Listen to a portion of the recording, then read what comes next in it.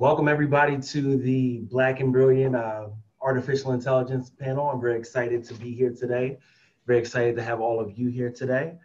Today we have a fantastic panel featuring some experts in the areas of AI. I'll be your moderator. My name is Michael King. I'm also the lead for the tech and digital media groups here at Black and Brilliant. And so first, I just want to give you a bit of an overview of what Black and Brilliant is. It's a loose network of people of all backgrounds. Our intent is to make an impact on corporate hiring and promotions processes through the leveraging of our networks. Ultimately, the goal of Black and Brilliant is to establish a unified effort from people of all backgrounds to get more Black and brown people into leadership roles across all types of industries. And so today we want to talk about artificial intelligence and the impacts that it's going to have on Black and brown people and so on. And I just want to start with a quote from a McKinsey study that came out recently where they talked about the adoption of artificial intelligence. They say it continues to increase and the technology is generating returns. The findings of the latest McKinsey global survey on the subject show nearly 25% year-over-year increase in the use of AI in standard business processes, with a sizable jump from the past year in companies using AI across multiple areas of their businesses. A majority of executives whose companies have adopted AI report that it has provided an uptick in revenue in the business areas where it is used, and 44% say that AI has reduced costs. So there's lots of stories out there about, in the media about the impact of AI and digital technology, but very few of those are diving deep into the impact of their inherent racial biases and what type of impact they're going to have on Black and brown people. So AI is going to impact jobs, entrepreneurship, social life, the photos you take, insurance premiums, your health, education, and even your freedom. And so today, like I said, we've put together a fantastic panel of experts, and I would love for them all to introduce themselves so we can let the people know, ultimately who's going to be speaking here today. So Toju, can you kick us off? Sure. Hi, everyone. Happy to be here. I'm Toju Dig, based in Dublin. I work at Google as an EMEA product lead for travel. And at the same time, I work on artificial intelligence as a machine learning fairness program manager. And I do a lot of work on AI outside Google as well. So I'm part of the Black and Brilliant AI group, leading that group, same group that we have here, on a lot of things that we could do in the AI space, part of Women in AI as well. And I do a lot of mentorships for tech startups. Awesome.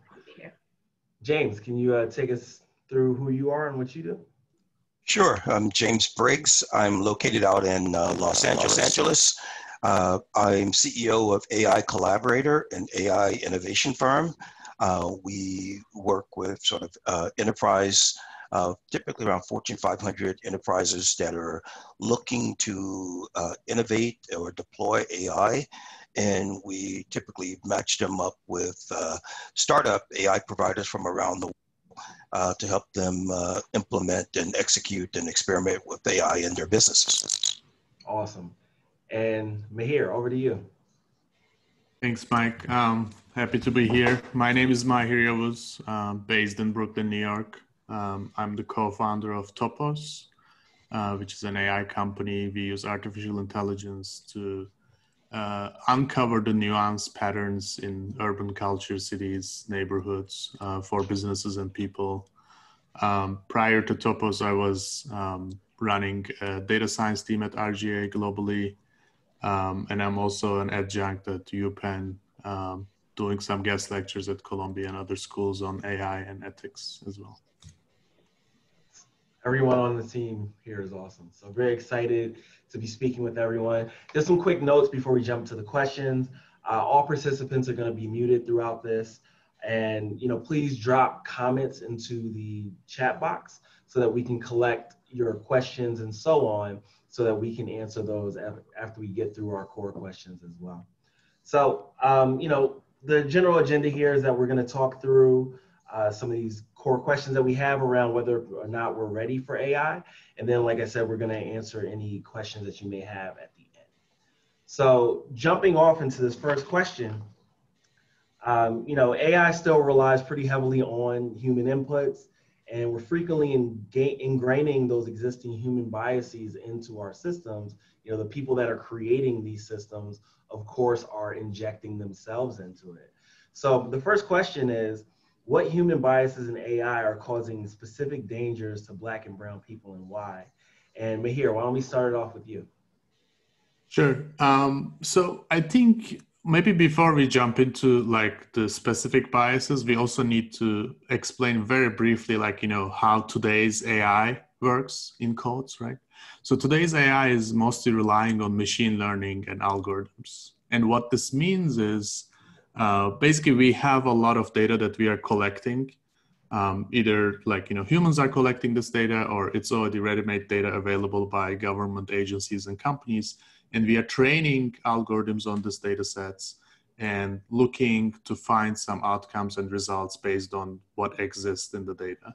So this by itself generates an amplified bias problem. Whatever the bias is in the data set, it just becomes amplified in the end result. And specifically for Black and brown people or other underrepresented minorities, what this means is that, it introduced several types of biases. The first one is the information bias, whatever is existing or lacking in the existing data sets that we are using to train. The second one might be the confirmation bias, whatever the results that the AI is producing is evaluated by humans most often. And these humans, they might already have some biases by themselves, and they are actually confirming their own biases with the results of the AI. And I think the other bias might be also the overconfidence bias. Whatever the AI is generating, we tend to believe confidently the result must be accurate. Just because it's not a human-generated thing, it's a computer-generated result, we believe that, that should be more real or more accurate than a human calculation, which is most often is not the case. Just to give one simple example, there was an active conversation ongoing about the workplace and the hairstyles, right? So when you Google inappropriate or not suitable, unprofessional hairstyles, you end up having results of Black and brown people's hairstyles as the result of definition of an unprofessional hairstyle. And when you Google professional hairstyles, you end up seeing white people's hairstyles. So this is just a very simple example how actually the existing bias in the society is just amplified and exaggerated by AI. So, and you can multiply these examples. Obviously there's a lot of problems with face recognition and natural language processing issues. Whatever, the name universe, the lexicon of names in the society is very rich, but the data sets that we are using to pronounce the names, for example, is very limited. They are mostly Anglo-Saxon, Judeo-Christian name bases. So they don't actually pronounce brown and Black people's names properly, all these, Google AI or Siri or any type of voice assistants. So these are just a quick few examples how the bias is actually implementing itself in AI and the systems. But I'm curious to hear others as well, I guess. Yeah, Toju, how about you? What do you think on this question? Yeah, just to piggyback on Maher's points, I think I'd love to start with a very quick explanation of what AI is so that we're all on the same page. Because when I mention AI, a lot of people think it's just about robots and a robot frying your egg. But it's basically about machines and intelligent machines and, teaching these machines how to be intelligent and act like humans.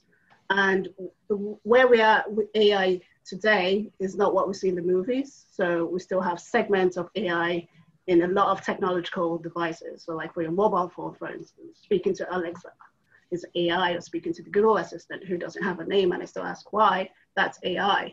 So it's almost like the oxygen that technology breathes right now.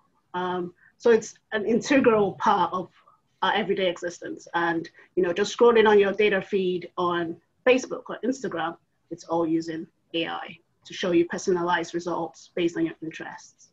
Now, when we think about the biases involved in all of this AI systems that we have to think about how they're built. So to Mahir's point, there are lots of biases, and he's mentioned a few, but they're built by humans, and these humans have biases as well. So I'll just give an example of a human bias, like something called an in-group bias, which is like cognitive and mental bias, and basically just means if you're not part of my group, I don't understand you, and you're not one of us.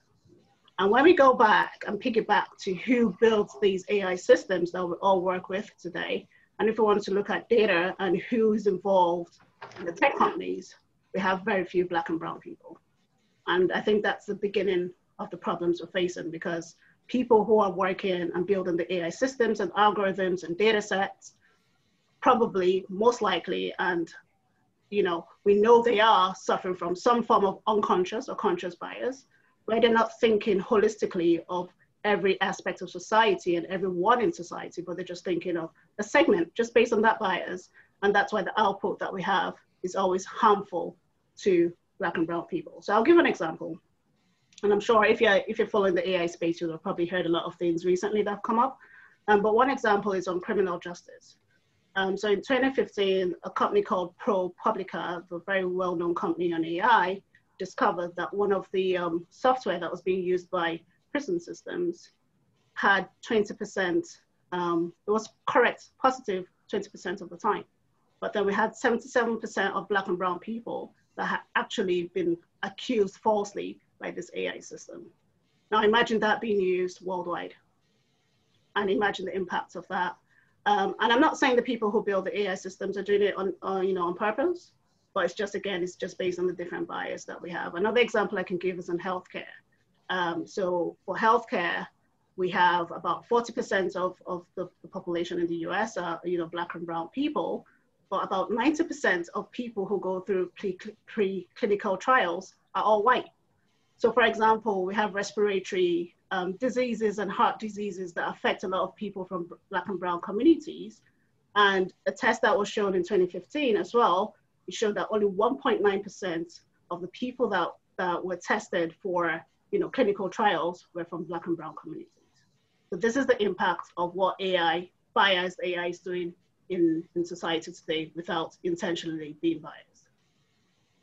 And James, what are your thoughts? And thank you guys both for there was a lot of great points in that, so thank you.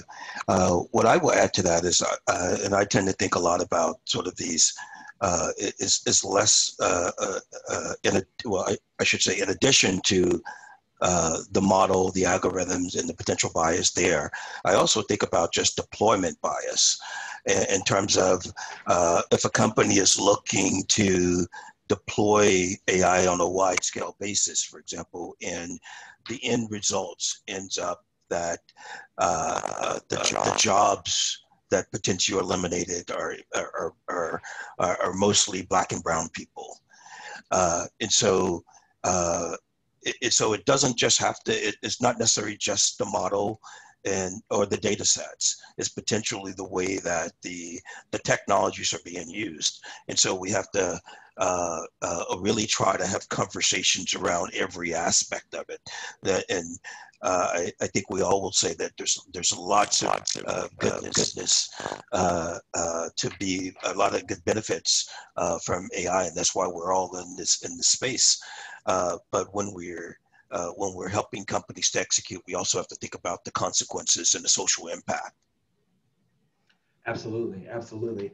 And before we move on to the next question, I'm just kind of interested what y'all think with respect to the idea of a filter bubble. And just for anyone who doesn't know what that is, it's basically this idea that when you have models like this and you put things into it, it ultimately will reflect back what you put into it as a user. So we've talked about this largely from like, okay, here's how we create something, and we got to be mindful of our biases there. But what do y'all think as far as like what the users add, bring to the table, and create the same type of idea?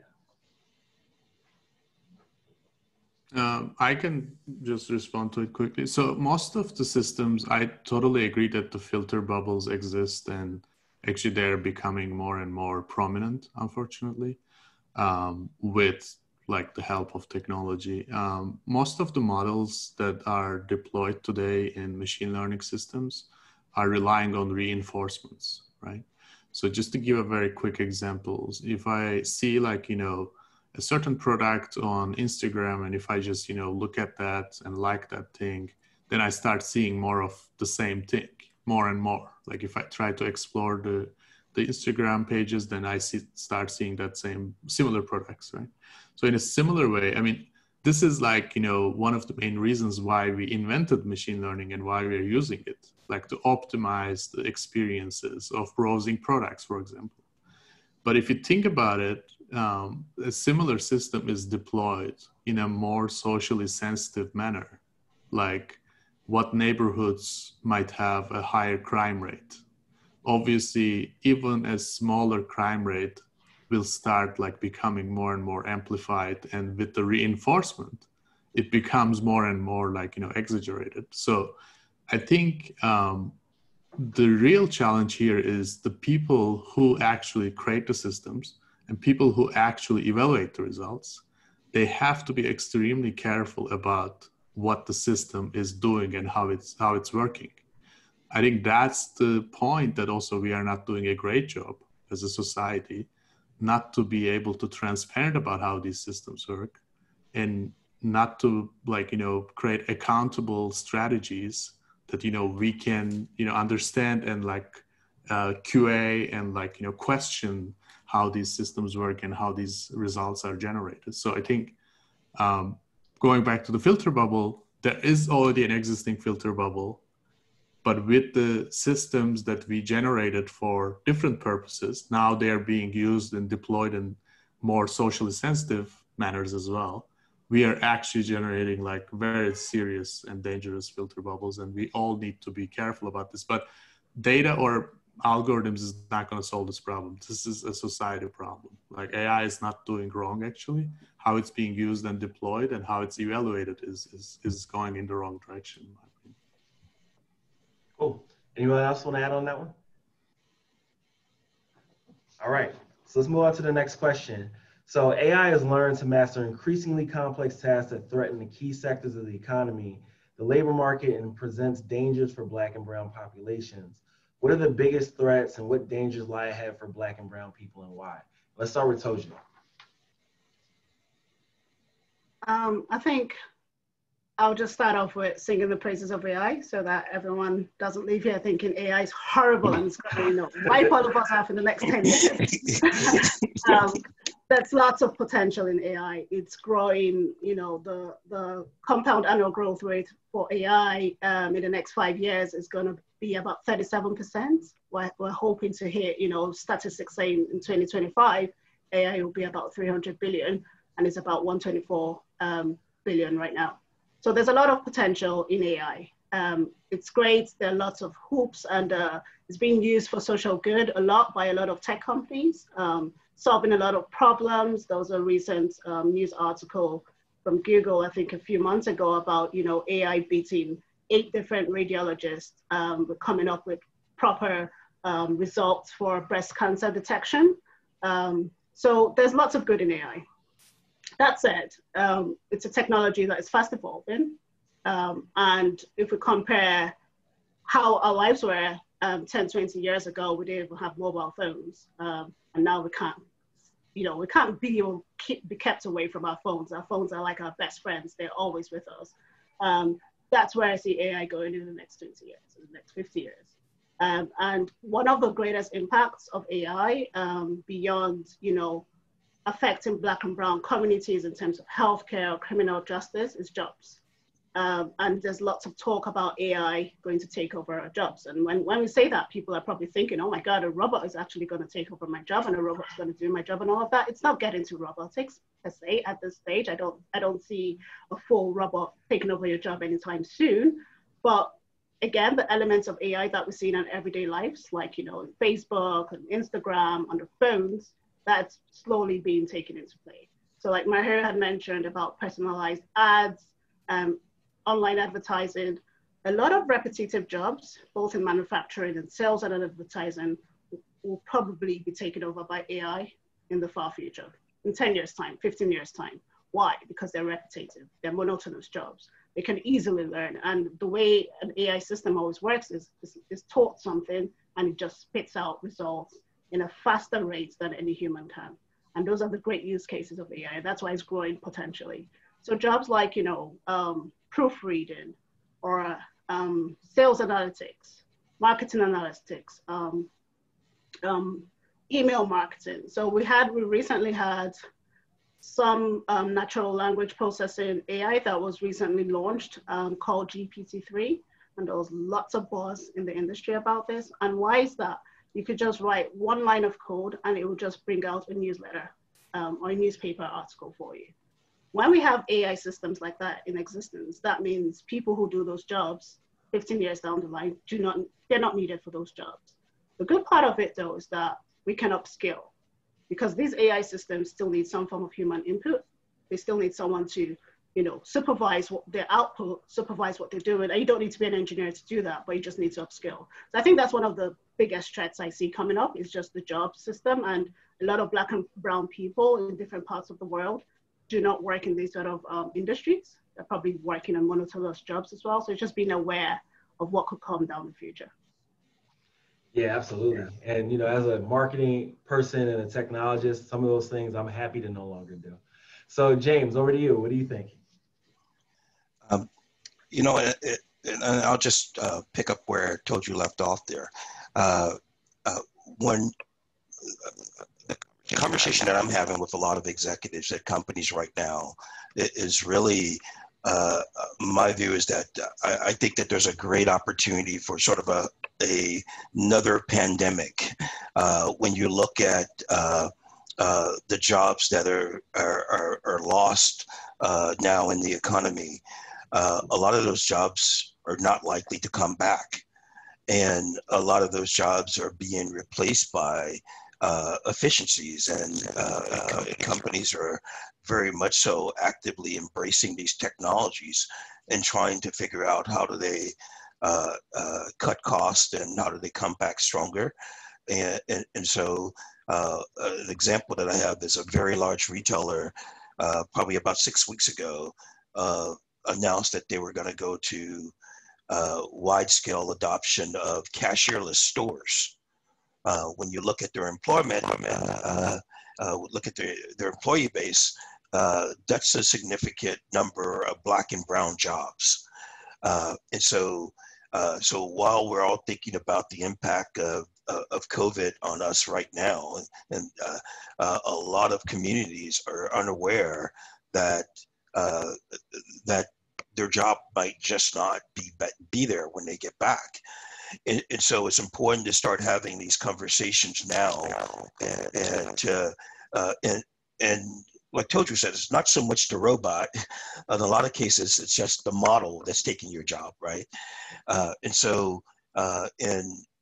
one of the things that I tend to say, and I'm a marketer and a technologist, I'm not an engineer, and I say that AI is too important to be left to the engineers alone.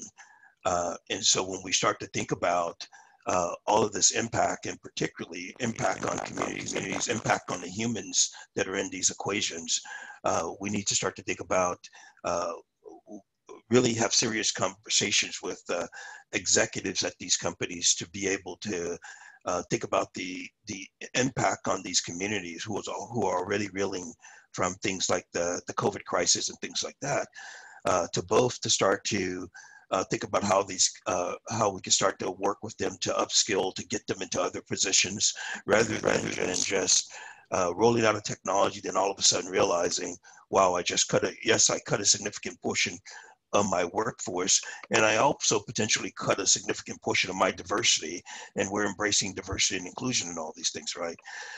So it really has to be, it can't be something that's left for a discussion with the engineering team. It has to be something that goes all the way up to the top, and making sure that folks are aware of the significant impact that it potentially has on jobs. Mayor, what are your thoughts? Well, I definitely agree with Toju and James about certain jobs are going to be lost, and this is going to happen mostly because of automation supported by machine learning and AI. And I think the major issue here is most of these things happen like organically without like enough planning, like what jobs are actually being like disappeared or replaced by automation. And I personally think that's the major issue here, because if you look at like since the Industrial Revolution, we are constantly optimizing, improving efficiencies, improving accuracies in the works that we do. This is not something new. Automation and AI is actually taking things at a different level, but it's just going to be a little bit bigger than before, but it's the same transformation. However, I think the difference here is like most of the jobs that they're going to be affected is going to be like mostly supported by Black and brown communities. And this is not about engineers. It's about like, you know, politicians. It's about local governments. It's about companies starting educational programs for their employees to do something else instead of what they're doing today, once that job can be replaced and automated by, you know, algorithms and machine learning. So I think the companies have a dramatic responsibility here to think about like, you know, how to educate their workforce and prepare them for the automation era. So I think, you know, we kind of veered into one of my later questions where we're just trying to figure out, okay, we understand that these jobs are going to evaporate. What do we do from there? And I think Toju mentioned earlier the idea of upskilling, but how should we approach this? Like, how do we make sure that not, you know, everyone just doesn't lose their job? Like, what are the ways to create a stronger Black and brown workforce to support this? And whoever wants to take that. I'll start, then you guys can join in. One of the things that I think that will be worthwhile, of course I think we're at the very beginning of these conversations, right? The AI has been around for a long time, but we're just now really starting to get a sense of the potential impact as it is adopted more broadly.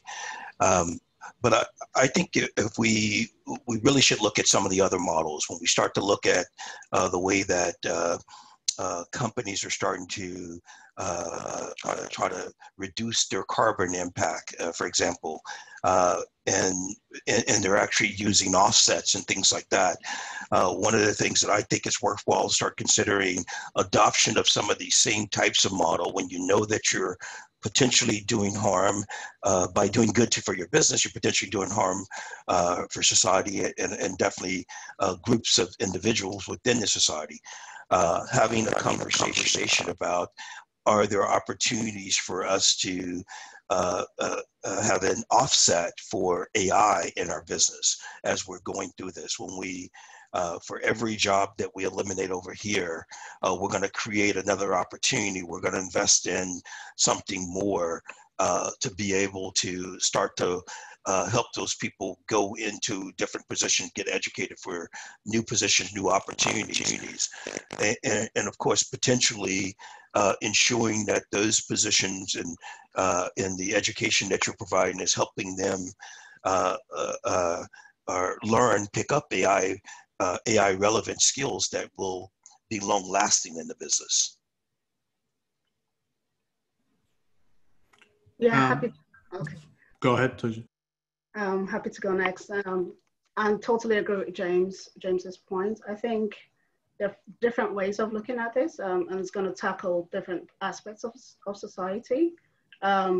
Companies and organizations could take a responsibility as well, right, to train and upskill the Black and brown people, employees that they have in their company, in their organization, and in the community. That's one way. Another thing is for the Black and brown communities as well, just to even have a generic awareness of what AI is. I think that's really lacking. And it's not just Black and brown communities, like everyone, a lot of people who are not in tech have no clue what AI is. And even for people in tech, not everyone is skilled to work on AI or be a machine learning engineer. And even when we look at the top tech companies, the Black and brown representation when they release the diversity reports like Google and Facebook is still ranging between 3 to 5%. out of that 3 to 5%, retention rates are pretty low. A lot of Black and brown people don't survive in these organizations for different reasons. And even out of that 3 to 5%, very few are working in tech, and very few are actually working on AI.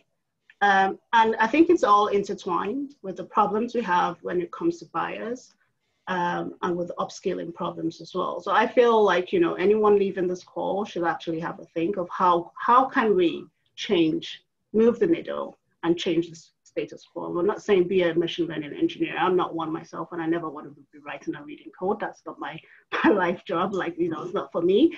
But what I'm doing here is talking about it.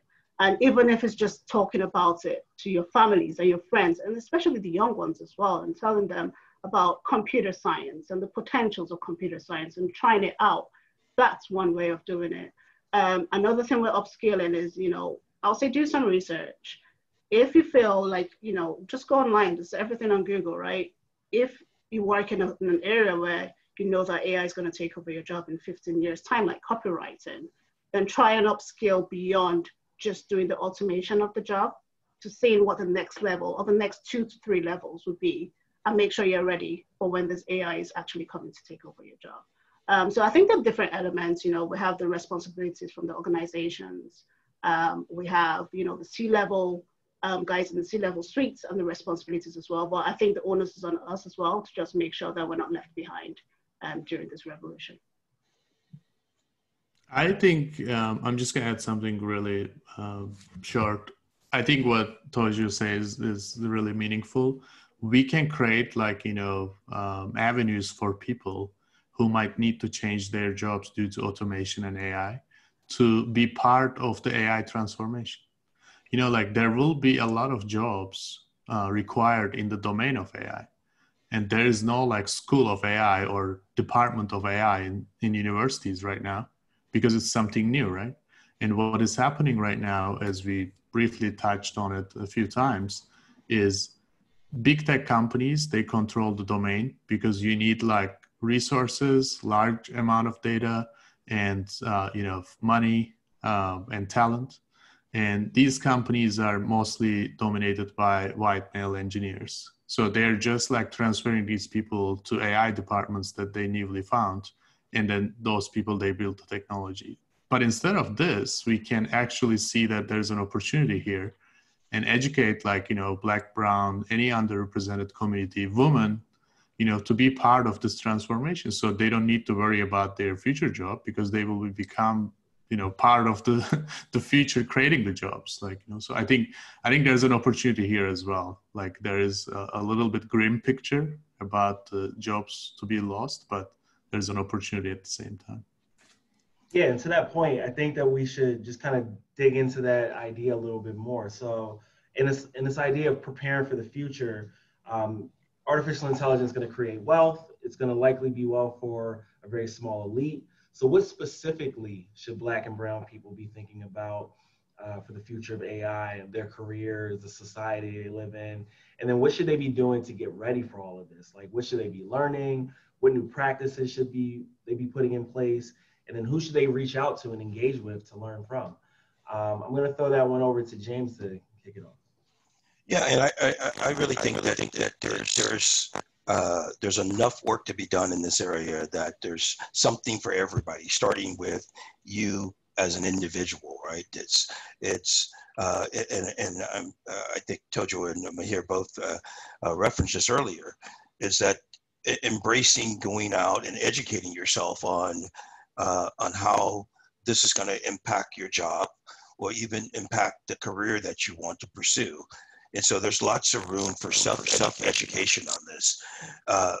I don't think that it has to be a situation where the majority of wealth is created, flows back to white males. I think that there's lots of opportunity. It's about embracing those opportunities early, and then setting yourself up to benefit from it.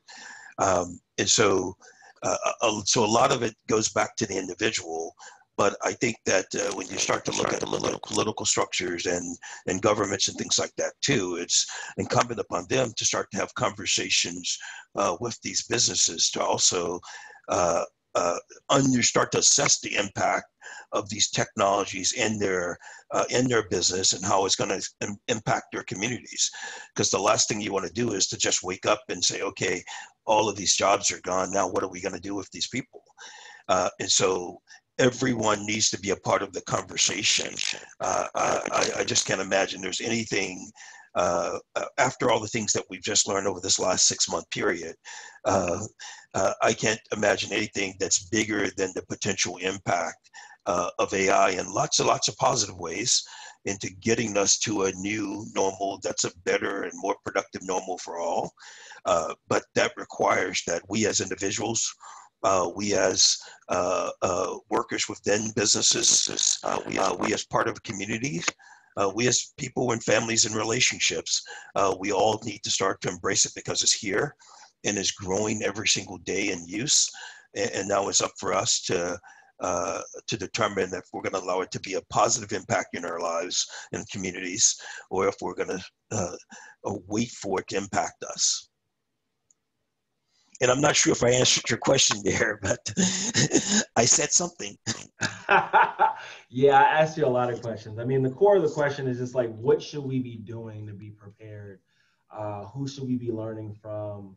You know, how can we apply what we already know to just get in the game, basically? And it seems like a lot of the problem that we've kind of just discussed over and over here is just a lack of Black and brown people being involved. So what do we need to do to get involved? And Toju's point earlier was that, you know, we don't all have to be coding. There are going to be positions for everybody. So what is it that we need to be doing? And I'll just add one point, then I'll let Mahir and Toju jump in. I would say I'm a marketer. I love technology. I started an AI company, and the way that I did that is I educated myself, and I had confidence in myself when others wouldn't have confidence in me to say, okay, you can go out and lead a major AI initiative for a Fortune 500 company. There's in terms of how did I do that? I tuned in the podcast. I went out and I found podcasts that will challenge me to grow, to understand the language of AI. I interact with data scientists. I interact with folks who are in the industry, in the space, and I ask a lot of stupid questions at the beginning, and even today. But it's just, don't be afraid to embrace it, because it doesn't have to be a big and scary thing. Lots of people will want you to believe that it's a big and scary thing. It doesn't have to be. And I don't think that you have to be a math wizard or an engineering wizard to be successful, to have a successful career in AI. When we break it all down, it's about problem solving. And the benefit that companies are looking for when they look to AI is they're looking for tools and resources to solve problems. If you come to the table with a capability to solve problems, people are going to listen, people are going to embrace, and there's the opportunity. That's the first step, is just breaking it down to the simplest forms, is how can you be a part of helping these companies solve problems with these technologies. Absolutely. Toju, you want to take it from here? Yeah, I was just going to add to that. I think that's one of the reasons the Black and Brilliant Advocacy Network started about. I always call George Floyd, bless his soul, Black Jesus. Like, you know, it's almost like someone had to die for us to wake up and decide that we want to rally together and help ourselves. And, you know, the whole world is thinking about Black and brown people and the impacts in society a bit more than they used to. I think it makes sense for people to rally together. And, you know, we're working on the AI team. We've come up with about 3 different solutions we think could address some of the problems facing the Black and brown communities on AI. One is awareness and education. The other one is representation. And the first bit was around writing. I'm just writing white papers just to reveal and surface the problems and coming up with best practices. And I think this question falls on the educational piece. So we're still, you know, going through the intricacies of how this is going to work.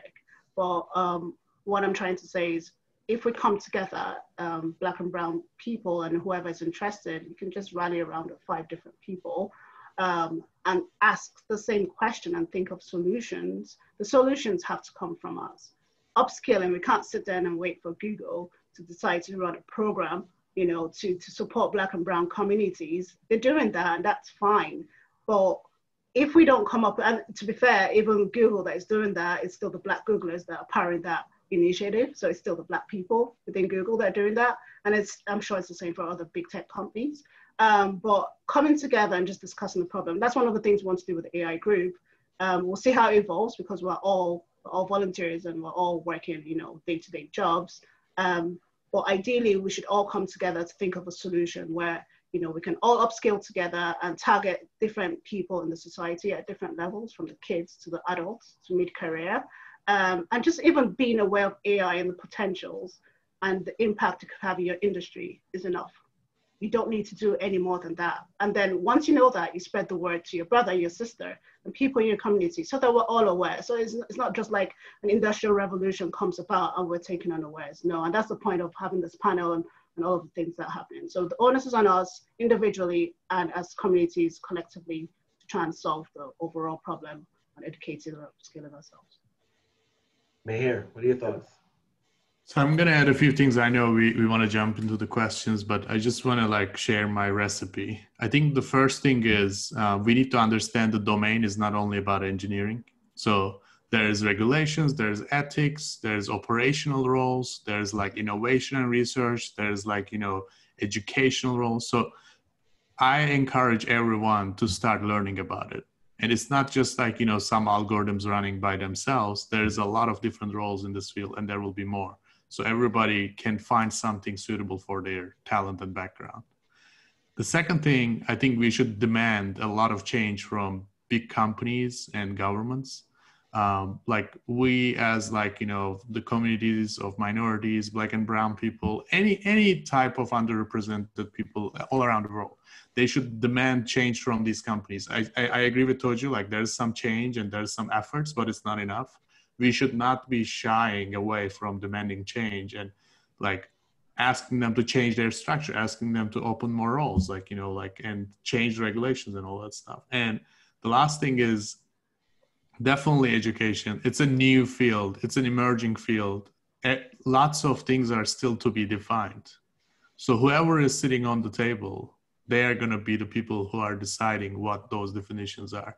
So we should try to get onto the table as quick as possible, and we should educate ourselves how these things work. Awesome.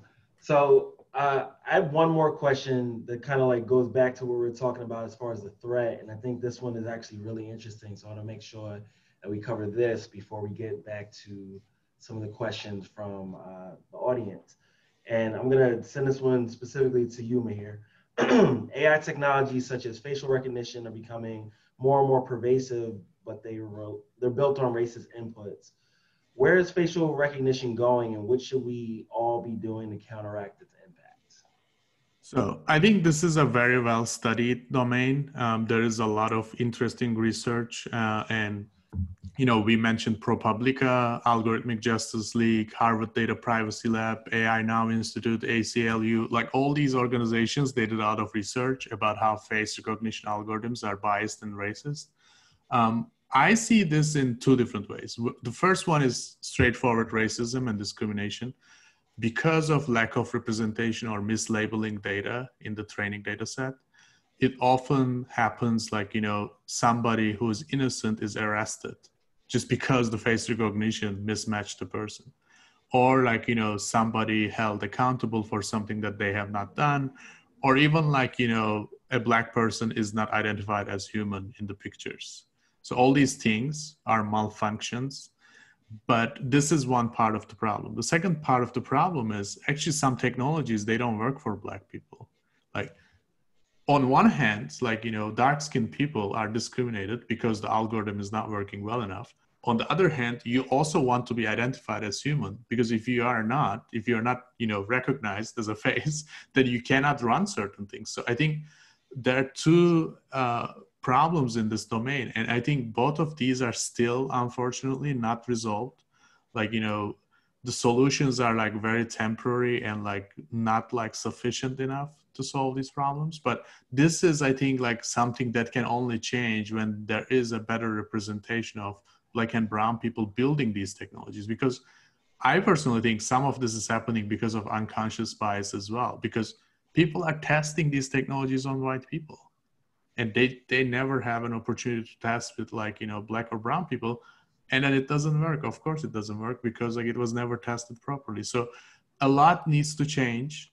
Some of these like face recognition failures are extremely dangerous, because if they scale before we fix them, they will create a lot of like serious issues for the society. So this is a very important issue, and it shouldn't be taken lightly. So I want to dig into a point that you just made here, and I'm actually curious what Toju's thoughts are on this, because she also mentioned that earlier, you know, Black people aren't being added to clinical trials and so on, and you just kind of reiterated that, you know, Black people aren't part of like the beta test to make sure that this actually works. So why do we think that is? Because that's not a function of, you know, people being able to engineer things. It's a function of like, are we, you know, doing tests with enough coverage? So what do we do there, or why do you think that's happening?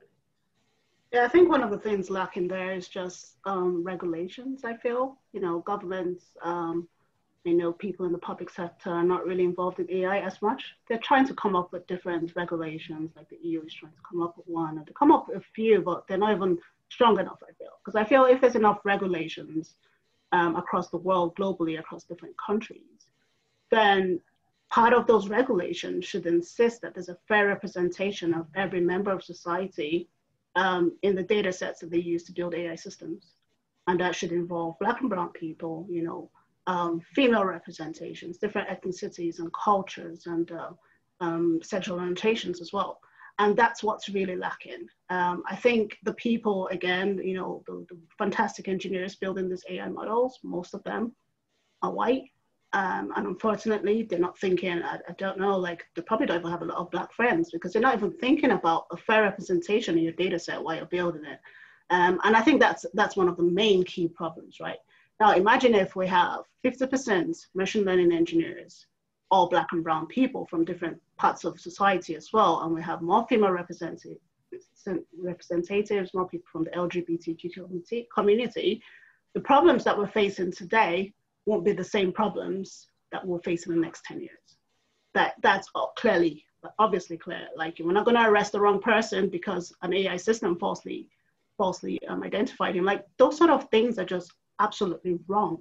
So I think all the problems are all in the loop. The challenges are all in the loop, and it's just, you know, making sure that we address these different challenges holistically. Gotcha. Okay, so going to some more questions from the participants, Tony Effick asked, can we talk more about the types of roles and jobs that will emerge for non-technical people?